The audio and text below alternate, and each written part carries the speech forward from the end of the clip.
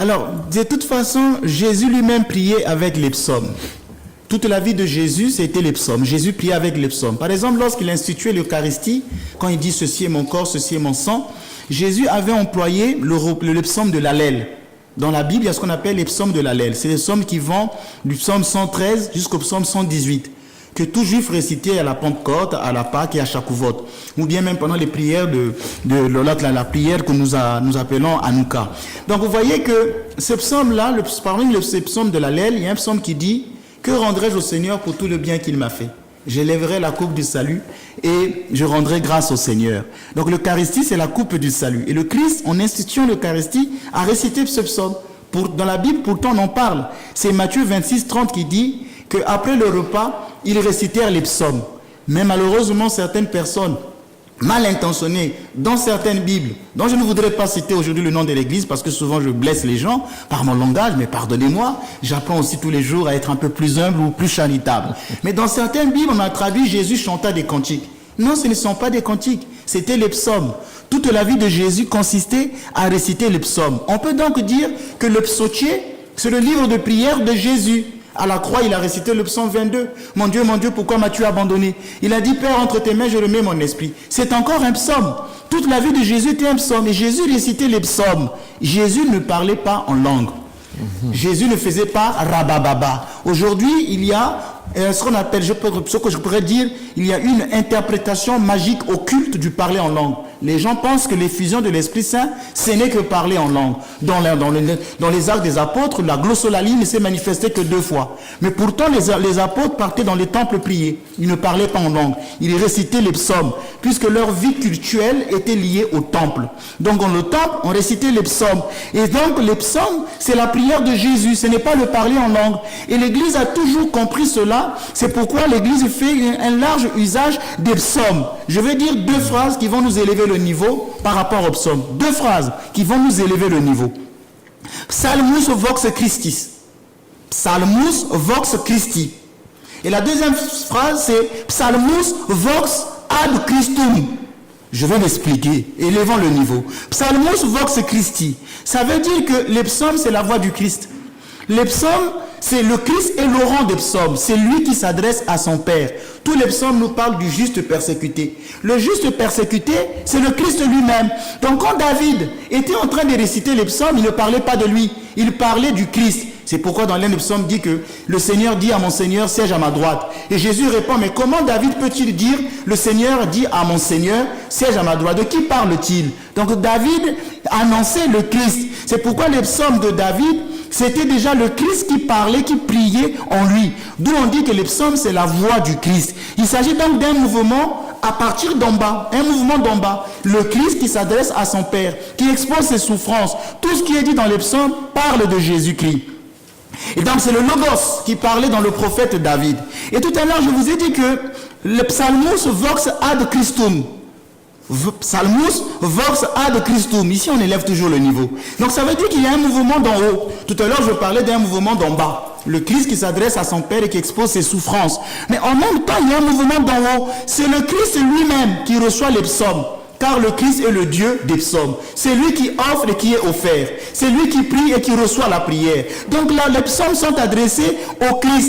C'est pourquoi il faut prier avec les psaumes. Mais puisque le Christ, nous sommes membres de son corps, les souffrances du Christ sont nos souffrances à nous sont unies aux souffrances du Christ, on peut donc dire toutes nos souffrances, toute notre détresse à travers les psaumes. Je me rappelle un jour, je discutais avec un prêtre qui me disait une parole en me disant, mais Père, je me sens un peu coupable, je ne sais pas si je devrais me confesser. J'ai dit pourquoi? Il m'arrive parfois de souhaiter du mal aux personnes qui me persécutent. J'ai dit à ce prêtre, c'est légitime. Il m'a dit, mais comment ça? J'ai dit, mais on peut demander la justice divine sans invoquer le mal. Et le moyen le plus excellent de montrer à Dieu sa souffrance, c'est de prier avec les psaumes. C'est dans les psaumes qu'est contenu même les demandes de vengeance, de justice divine. Par exemple, quand on dit que sur eux fonde la mort. Si je devais demander une telle prière, on aurait dit, mais le Père Ménas, il est un peu imprécatif. Il invoque la mort sur ses ennemis. Eh bien, ce n'est pas moi. je n'ai prié qu'à travers les psaumes. Je dis ma demande de justice à Dieu à travers les psaumes. Donc les psaumes sont le lieu par excellence où je peux exprimer mes émotions, mais ne pas prier en dehors des psaumes. C'est dans les psaumes même qu'on dit nos émotions. Et la prière du matin de prime, il y a 3 prières, 3 psaumes dans la prière des primes. Il y en a 3. Et tous ces psaumes-là évoquent l'idée du matin, puisque je vous ai dit que prime est lié au lever du soleil. Dans le premier psaume, c'est le psaume 5. Il est dit ceci: au matin, tu exauceras ma voix. Au matin, je me présenterai devant toi et tu poseras sur moi ton regard. Psaume 5 que nous lisons. Il y a aussi le psaume 89. Dans la Bible, c'est le psaume 90. Dans ce psaume, on dit: nous avons été comblés de ta miséricorde au matin. Et nous avons été dans la joie et l'allégresse tous les jours de notre vie. Donc là aussi, on fait référence au matin. Et puis il y a le psaume 100. Dans ce psaume, on dit: dès le matin, je mettais à mort tous les pécheurs de la terre, afin d'exterminer de la cité du Seigneur tous ceux qui commettent l'iniquité. Donc ce psaume parle du matin. Analysons d'abord le premier psaume, le psaume 5. C'est le psaume par excellence du matin. Jésus le récitait chaque matin. Jésus ne disait pas le matin « Rabababa ». Il récitait le psaume 5. Ce psaume concerne Jésus qui, lui le seul juste, qui est livré aux mains des méchants et qui connaîtra le même passage d'un cri de détresse au Père. Et en disant: au matin tu écoutes ma voix, c'est le matin de Pâques. C'est pourquoi le dimanche, c'est le matin par excellence, car il est le jour de la résurrection du Seigneur. Donc quand le Seigneur dans le psaume dit: au matin tu exauceras ma voix, il fait référence au matin de Pâques, au dimanche de Pâques. C'est ce jour-là que Dieu exauce sa voix puisqu'il va le ressusciter. Le dimanche, c'est le premier jour de la création, en même temps le 8e jour du royaume. Il est le jour qui n'a pas de soir, de lendemain, ni de fin, comme dit Saint Basile le Grand. Et donc c'est le matin éternel. Nous aussi, nos prières seront exaucées le matin. Pas que le matin du dimanche, du lundi, du mardi, du mercredi, mais le jour de la parousie. Ça sera le jour où il n'y aura plus de coucher du soleil. Ce jour-là, toutes nos prières seront exaucées. Toutes les injustices que nous avons subies, nous serons rétablis dans la justice divine. Il n'y aura plus le triomphe du mal. Ça sera le triomphe du bien. Et ce psaume 5 est divisé en 2 strophes. David demande à Dieu d'être délivré de ses ennemis. Et dans la seconde partie, il demande de manifester sa justice en leur infligeant le châtiment qu'ils méritent. Qui ne veut pas voir être juge, recevoir la justice? Quand nous sommes parfois en but, ce qu'on appelle ici les personnes qui sont souvent, comme je disais, il y a un terme, excusez-moi, je vais vite trouver le mot français, les personnes parfois qui sont jugées, qui subissent de l'acharnement parfois judiciaire.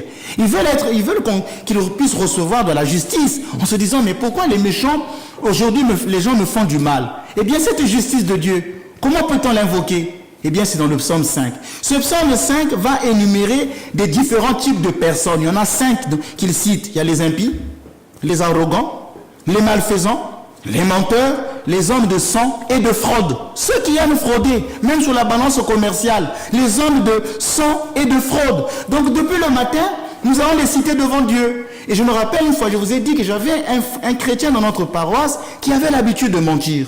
Et chaque matin, il venait aux prières du matin. Je lui disais: mais toi, le matin, tu oses lire le psaume 5 alors que je sais que tu aimes mentir? Tu ne sais pas que dans ce psaume, on dit que le menteur n'accédera pas à ta maison? Et je lui ai dit: en vérité, je te le dis, tu ne resteras pas longtemps orthodoxe. Parce que Dieu n'accepte pas que les gens qui mentent viennent lire ces genres de psaumes. Ce psaume dit que Dieu n'accepte pas que le menteur entre dans sa maison. Donc avec le psaume 5, nous prions avec tous les justes qui sont épiés, tous ceux qui sont traqués et qui cherchent la consolation et la justice de Dieu. Nous prions pour que Dieu leur donne la force de marcher dans le droit chemin de la justice et de la sainteté. Ce psaume aide le fidèle à prier quand il se trouve dans des circonstances analogues, par exemple dans les temps de persécution de la foi. Que tous les fidèles apprennent par son exemple à s'adresser à Dieu avec une ferme espérance quand ils ont à soutenir les luttes contre la violence, la fraude et les injustices sociales. C'est le psaume 5. D'ailleurs, au Brésil, il y avait eu des personnes qui avaient pris le pouvoir et qui maltraitaient le peuple. Alors, les orthodoxes avaient demandé qu'on récite le psaume 5 contre ce gouvernement-là. Tous ceux qui avaient pris le pouvoir indirectement avaient fini par quitter le pouvoir, juste avec le psaume 5. C'est un psaume révolutionnaire, parce que Dieu n'aime pas les gens qui aiment tuer, qui fraudent. Ensuite, il viendra le psaume 89, appelé dans la Bible le psaume 90. C'est le psaume qui a été composé par Moïse. Vous voyez qu'on dit que les psaumes de David, mais l'un des psaumes que Moïse a composé, c'est le psaume 90, dans lequel il nous rappelle la brevité de la vie, que la vie n'est pas longue. Quand il dit, par exemple, dans ce psaume, on prend conscience de la fragilité de la vie humaine. Combien sont le temps de nos années? Le temps de nos années fait 70, 80 pour les plus vigoureux. Le reste n'est que peine et misère. Mais avec ce psaume, nous demandons à Dieu de bénir les œuvres de nos mains. Vers la fin de ce psaume, on dit ceci, nous demandons la bénédiction divine sur l'œuvre de nos mains, consolide l'ouvrage de nos mains. Donc c'est pourquoi je disais que la prière de prime, c'est une prière avant toute activité humaine. Nous prions Dieu de bénir toutes les activités que nous allons avoir avec nos mains au cours de la journée. Et ensuite, nous prions avec le psaume 100. Ce psaume reprend les mêmes thèmes que le psaume 5. Ici, on voit, le roi jugera les hypocrites, ceux qui aiment calomnier les autres, les orgueilleux, les fraudeurs et les menteurs, qu'on appelle les ouvriers d'iniquité, seront détruits. Donc, dès la journée, je me mets sous la protection de Dieu, parce qu'effectivement, au cours de la journée, je vais rencontrer des hypocrites. Je vais rencontrer des gens qui aiment calomnier. Je vais rencontrer des orgueilleux, des arrogants, des hommes de fraude et de sang, les menteurs. Toute une journée, je vais les rencontrer. Pourquoi donc ne pas se mettre sous la protection de Dieu avec ces trois psaumes? Vous voyez, les gens cherchent les prières. L'Église a tout donné. Alors, il y a des gens, mon père, qui, lorsqu'ils sont attaqués comme ça, ils se sentent persécutés et qu'on leur fait du mal, ils disent retour à l'envoyeur. Ils espèrent avoir la justice du Seigneur en disant retour à l'employeur. Est-ce que c'est ce qu'il faut faire ou bien il vaut mieux encore faire le psaume? Oui, c'est pourquoi je dis la deuxième partie, elle est mieux. C'est-à-dire qu'il faut toujours invoquer la justice de Dieu sans invoquer le mal. On peut demander Dieu est juste et il est amour. L'amour de Dieu va de pair avec sa justice et la justice divine va de pair avec son amour. Dieu n'est pas que justice et Dieu n'est pas que amour. Quand les gens disent oui mais Dieu pardonnera tout, vous pensez que c'est juste si Hitler devait se tenir devant Dieu et que les Juifs rentraient au paradis et voyaient Hitler? Il ne serait pas juste de la part de Dieu. Donc Dieu, il est juste. Il l'écartera parce qu'il n'a pas voulu vivre en communion avec les autres. Donc Dieu n'accepte pas les injustices divines. Les gens ne font que prier, prier, prier, prier, prier. Oui, mais il y a un moment aussi, il faut frapper. Vous voyez, il y a un moment aussi, il faut frapper. Mais les émotions de colère, je ne les exprime pas dans la prière personnelle ou la prière spontanée. C'est à travers les psaumes que j'irai exprimer ces émotions-là. Merci Père. Existe-t-il des prières adressées à la Mère de Dieu lors de la prière de prime? L'église orthodoxe est l'église la plus mariale. C'est-à-dire que nous, dans l'église orthodoxe, on prie toujours la Vierge Marie à chaque moment. À chaque office, nous devons toujours nous adresser à la Vierge. Et généralement, quand on a des prières, on peut avoir 4 prières, on appelle les tropères ou un canon, l'irmos. Et puis quand on commence, à la fin, c'est obligatoire de s'adresser à la Mère de Dieu. Même au cours de la liturgie, l'église orthodoxe invoque la Vierge Marie au cours de la liturgie.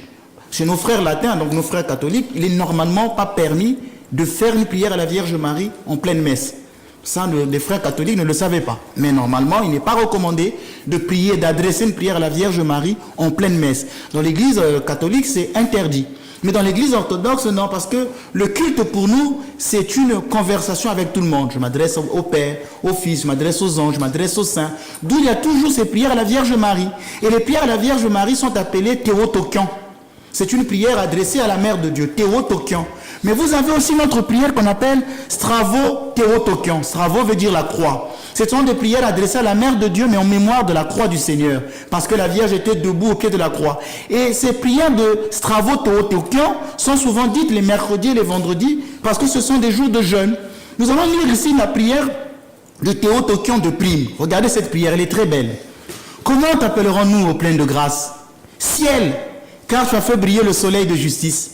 Paradis, car tu as fait fleurir la vie immortelle. Et Vierge, car tu l'es demeuré sans faille. Mère, car tu as porté dans tes bras comme enfant le Seigneur de l'univers. Intercède auprès de lui pour le salut de nos âmes. Vous voyez que dans la prière du théotokion de prime, nous disons à la Mère de Dieu, mais comment doit-on t'appeler? On dit ciel, parce qu'elle a fait briller le soleil de justice. Puisque le Christ est venu par elle, la Mère de Dieu est l'étoile qui annonce le lever du soleil.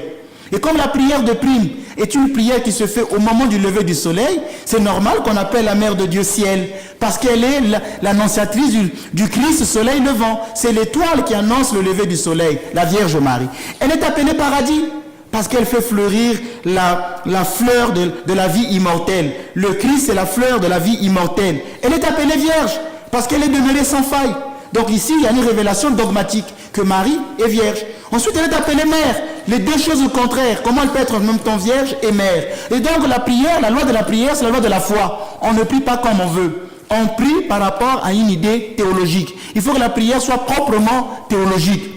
Si une personne prie la Vierge Marie en disant oui mais toi tu es avec le péché, sa prière n'est plus théologique. Elle ne peut plus être agréée par Dieu. C'est une prière de pécheur.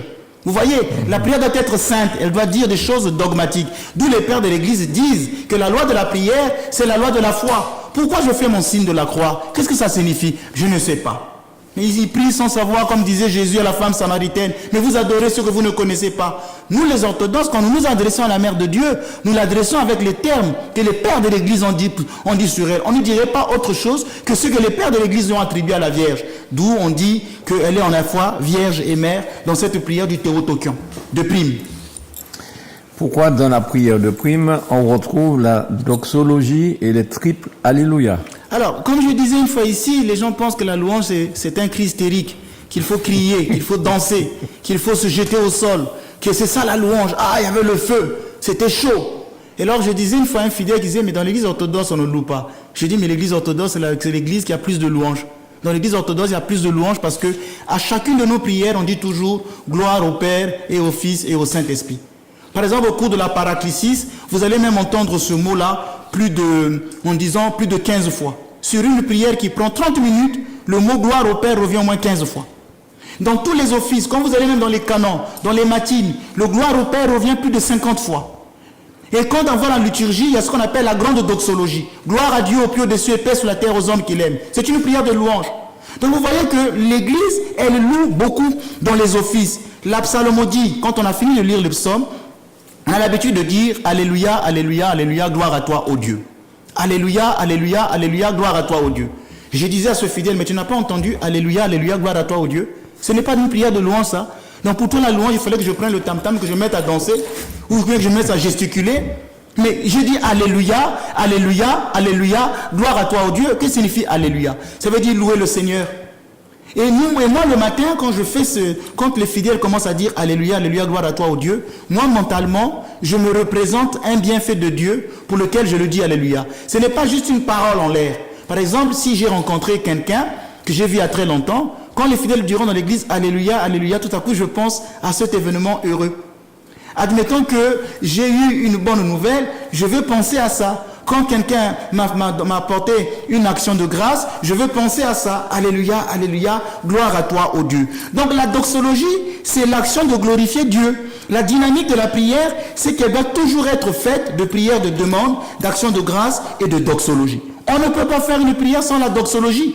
Donc vous voyez, cette manière de prier imite la méthode de Saint Paul. Saint Paul aimait joindre la doxologie dans chacune de ses prières. On peut donc dire, pour élever le niveau, le sacrement de la doxologie, c'est la participation à la louange des anges. Le sacrement de la doxologie, c'est la participation à la louange des anges. En ce sens que dans l'église, nous faisons sur terre ce que les anges font au ciel. Qu'est-ce que les anges font au ciel? Ils ne cessent de prier Dieu, jour et nuit. Quand je dis jour et nuit, c'est même une métaphore, puisque au ciel, il n'y a ni jour ni nuit, puisque les anges ne sont pas liés spatio-temporellement. Mais c'est une manière de dire que nous faisons sur terre ce que les anges font au ciel. C'est pourquoi dans les offices orthodoxes, il y a toujours de la doxologie. On loue Dieu à chaque moment, à chaque occasion. Et c'est ce que nous dit Saint Paul, il faut rendre grâce à Dieu sans cesse. C'est pourquoi il y a ces alléluia là, il y a ces doxologies qui reviennent souvent à chaque office. Merci Père. Quelle est l'importance des 40 Kyrie eleison? Kyrie eleison, c'est un terme grec, hein, ah oui. Qui veut dire Seigneur, prends pitié. En d'autres termes, ça veut aussi dire Seigneur, fais-moi miséricorde. Mais le Kyrie eleison, c'est plus que tout ça. Dans le Kyrie eleison sont contenues toutes les demandes. Souvent, dans l'église orthodoxe, on va dire 40 fois, Seigneur, fais-moi miséricorde, Seigneur, fais-moi miséricorde, Seigneur, fais-moi miséricorde. Nous, dans notre église, les fidèles sont à genoux. Il y a un qui dit, Seigneur, fais-moi miséricorde, et les autres répètent. Il y a un qui va dire ça 10 fois, un second 10 fois, un troisième 10 fois, un quatrième 10 fois. Et l'assemblée répète. Et on dit, Seigneur, fais-moi miséricorde. Et je dis que dans l'église orthodoxe, on n'a pas besoin des prières. On a déjà la prière. On n'a pas besoin de prières. On a déjà la prière. C'est dans les 40 Kyrie eleison qu'on reçoit beaucoup de grâce. Par exemple, je donne un cas. Quelqu'un est malade. Il vient dans l'église. Pas la peine d'aller ouvrir un livre de prière de guérison des malades. Ça ne sert pas. S'il est à genoux, il dit, Seigneur, Kyrie eleison, Seigneur, fais-moi miséricorde. S'il le dit 40 fois, il a déjà offert sa maladie. Ça veut dire pour lui, en d'autres termes, guéris-moi. Si une femme ne met pas au monde et se met à genoux et dit, Seigneur, fais-moi miséricorde, ça veut dire qu'il a déjà demandé la grâce de l'enfant. Pourquoi le Seigneur veut-il te faire miséricorde? Eh bien, c'est en rapport à ta demande. Donc, dans les 40 Kyrie eleison sont contenues toutes nos demandes. Je me rappelle, un jour, il y avait une personne qui était atteinte d'une maladie grave, qui m'avait appelé, qui était aux États-Unis. La personne m'appelle, me dit, Père, j'ai besoin de prière. J'ai dit, vous n'avez pas besoin de prière. Vous allez dire, Seigneur, fais-moi miséricorde 40 fois. Vous ferez ça à 9h, à 12h et à 15h, pendant 40 jours. Je viens de donner là un secret que tout le monde vient d'écouter. Seigneur, fais-moi miséricorde 40 fois. 9h, 12h, 15h, pendant 40 jours. La personne a été guérie de son cancer. Les gens ne savent pas que signifie cette prière. C'est une prière évangélique. Dans l'évangile, quand les gens s'adressent à Jésus, on lui dit, Seigneur Jésus-Christ, fils de David, aie pitié de moi, pécheur. En d'autres termes, fais-moi miséricorde. C'est la prière de l'aveugle Bartimée. C'est la prière de la plupart des gens qui rencontrent Jésus. Dans l'évangile de Bartimée, on dit que la foule était là, Jésus marche. Et quand Bartimée crie, Seigneur, aie pitié de moi, Jésus ne s'arrête pas. Quand il insiste, le texte nous dit tout à coup, il s'arrêta. C'est la prière du Kyrie eleison qui arrête Jésus. Ce ne sont pas tout ce que vous faites, c'est la prière du Kyrie eleison. Parce que le Kyrie eleison invoque la miséricorde de Dieu. Seigneur, fais-moi miséricorde. Et c'est la miséricorde qui sauvera le monde, et non la justice divine. C'est la miséricorde qui sauvera le monde. Tout à l'heure, je parlais de la justice. Maintenant, je voudrais vous dire que ce n'est pas la justice divine. Sinon, nous allons tous mourir. Si tu tiens compte de nos fautes, Seigneur, qui donc subsistera? Mais près de toi se trouve le pardon pour que l'homme te craigne. Psaume 130. Donc le Kyrie eleison est récité 40 fois. C'est la prière continue par excellence dans la tradition monastique. Jésus a toujours voulu que la prière soit intense. Il a toujours voulu que la prière soit celle d'un ami important. Comme la veuve. Dans Luc 18, Jésus dira, quand vous priez, il ne faut pas rabâcher, il faut insister. Et c'est la prière qui doit être humble. C'est celle du publicain opposé aux pharisiens.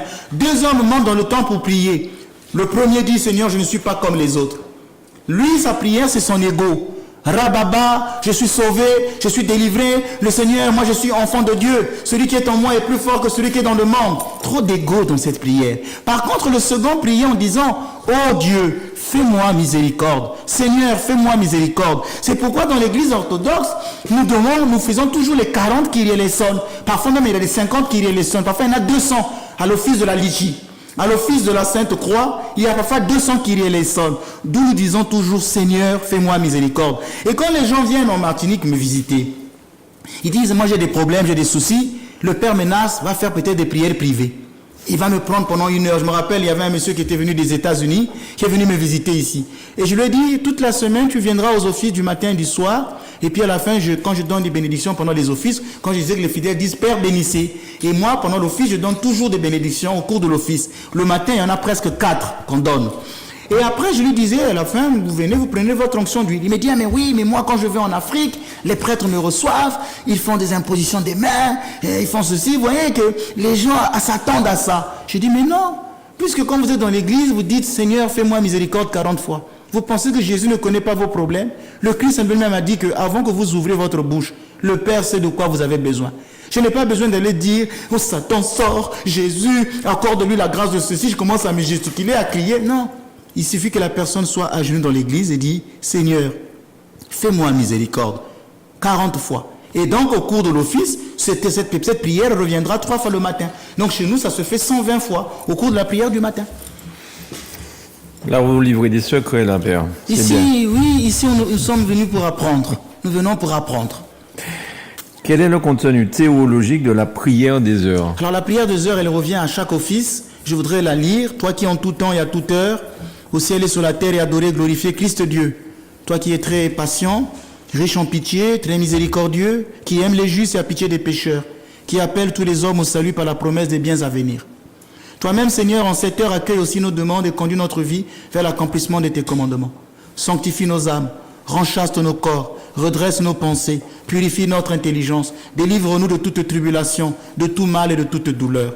Entoure-nous de tes saints anges comme d'un rempart, afin que, protégés et guidés par eux, nous parvenions à l'unité de la foi et à la connaissance de ta gloire inaccessible, car tu es béni dans les siècles des siècles. Amen. Cette prière, on dit qu'elle est composée par Saint Basile. Vous voyez qu'elle est très riche. Elle montre le cœur de Dieu. Elle révèle ce que Dieu est. Elle me révèle que Dieu est très patient. Il est riche en pitié. Il est très miséricordieux. Il aime les justes et il a pitié des pécheurs. Il appelle tous les hommes au salut par la promesse des biens à venir. Donc Dieu n'est pas d'abord celui qui vient frapper. Il y aura une heure pour la justice divine, mais il vous laisse tout le temps, parce que comme je disais dimanche passé, que chaque fois que nous nous levons, c'est un temps de miséricorde. Le lever du jour n'est pas un lever pour aller faire du mal à ses ennemis, pour aller faire du mal aux gens. C'est le lever pour obtenir la miséricorde de Dieu. Dieu aime les justes, mais il a pitié des pécheurs. Souvent dans l'église, quand on fait cette prière, moi j'ai tendance à regarder les icônes des saints. Quand on dit que Dieu aime les justes, je regarde les saints, je dis regardez comment Dieu les aime. Et après, comme je suis à genoux, moi, Père Ménas, pécheur, et il a pitié du pécheur. Donc, il a aussi pitié de moi. Non seulement il aime les justes, il aime les saints, mais Dieu a pitié du pécheur. Dieu ne regarde pas le pécheur avec un regard violent. Monsieur Granier, nous, sur cette terre, on veut vite détruire les autres. On dit souvent que, ah ben oui, un tel est adultère, un tel, il est ivrogne, un tel est menteur, un tel est voleur, un tel est criminel, un tel est rosicrucien, un tel est franc-maçon, un tel est. Et on le regarde avec un regard de méchanceté, un regard que vous voudrez détruire l'autre. Mais pourtant, Dieu regarde l'ivrogne, le menteur, le voleur avec amour. Le regard de Dieu sur le pécheur est toujours un regard d'amour. Et même le pécheur qui va en enfer est toujours aimé de Dieu. L'enfer ne nous exclut pas de son amour. L'amour de Dieu est éternel. Il repose sur chaque créature, même sur celui qui va en enfer. Dieu aime les justes et il a pitié des pécheurs. Il appelle tous les hommes au salut. Vous voyez, c'est ça la grande révélation de cette prière. Et Dieu en est glorifié parce qu'on dit ce qu'il est réellement. Et après, dans cette prière, on va demander beaucoup de grâce. Accomplir ses commandements, sanctifie nos âmes, rend chaste nos corps. Une fois, je disais au cours d'une émission que nous avons cette prière pour demander la grâce de la chasteté. Redresse nos pensées, purifie notre intelligence, délivre-nous de toute tribulation, de tout mal et de toute douleur. N'est-ce pas là une prière de protection? D'ailleurs, on dira même entoure-nous de tes saints anges comme d'un rempart. N'est-ce pas une prière de protection?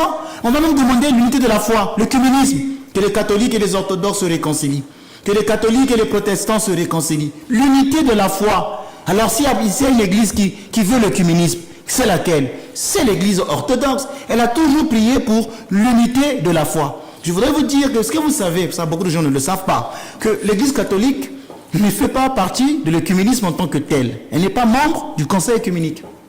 Ça, les gens ne le savent pas. Les orthodoxes prient pour l'unité de la foi. L'église catholique participe aux réunions œcuméniques, mais n'est pas membre du conseil œcuménique. Ça, je vous le dis. Alors, vous voyez que dans cette prière, on a tout demandé. Et les gens vont commencer à venir dire, Père Ménas, donnez-nous une prière de protection. Mais c'est quoi la prière de protection?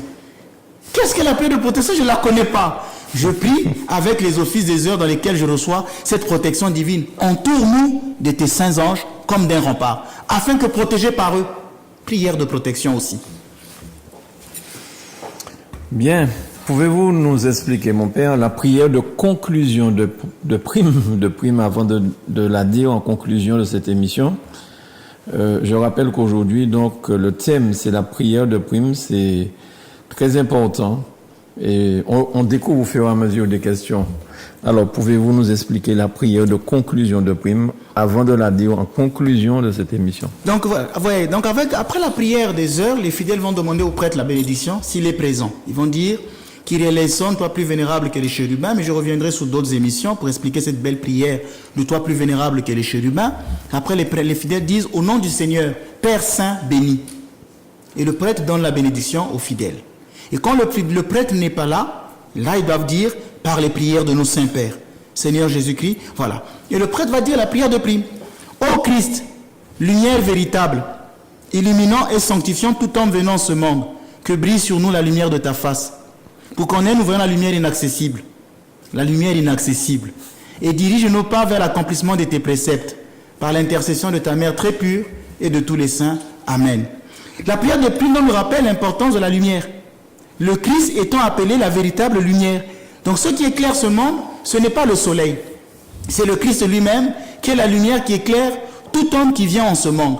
C'est la lumière cosmique. Le Christ est la lumière cosmique. Je vais employer un terme plus fort. Il est la lumière du triple soleil. Le Christ est la lumière du triple soleil. Il est l'Orient des Orients. Il est l'Orient des Orients. Il y a des fausses lumières. Il y a des fausses lumières. Satan peut apparaître comme un ange de lumière. Il y a des lumières qui ne sont que factices. Elles sont fausses. Mais le Christ est la lumière éternelle. C'est pourquoi lors de cette prière, je me mets sous le joug du Christ, je me mets sous sa lumière pour être éclairé dans ce que je veux faire et dans ce que je veux dire. Cette prière demande donc de voir la lumière inaccessible, la lumière du triple soleil. Ce qui fait qu'il y a un mouvement épiphanique lors de cette prière, c'est que le chrétien est transfiguré. La lumière rayonne réellement sur chaque visage du chrétien qui a dit cette prière. Et donc au cours de la journée, on ne peut pas dire que moi je suis dans les ténèbres. Il y a des gens qui confessent le diable. Ah, moi je suis dans les ténèbres, moi je suis maudit. Moi je ne brille pas. Moi je n'ai pas de la lumière. Un chrétien qui a prié le matin, qui dit, ô Christ, lumière véritable, qui sanctifie tout en venant ce monde, que brille sur nous la lumière de ta face. Et vous allez dire que moi je suis dans les ténèbres. Toute la journée je vis dans la lumière. Je suis éclairé. Et cette lumière, elle peut aveugler l'ennemi, qui ne me verra pas, qui ne pourra pas me toucher, qui ne pourra pas me faire du mal, parce que je brille de la lumière du triple soleil. Et c'est une expérience qu'avait eu à faire Saint Séraphime de Sarov. C'est un moine orthodoxe qui était russe, et parfois quand il priait, ses habits devenaient plus blancs que le blanc. Et les gens voyaient la lumière sur lui. Il brillait d'une forte lumière. On appelle ce phénomène-là effluve lumineux. Et normalement, tout chrétien est habité par cette lumière. Tout chrétien qui prie la prière de prime est habité par cette lumière.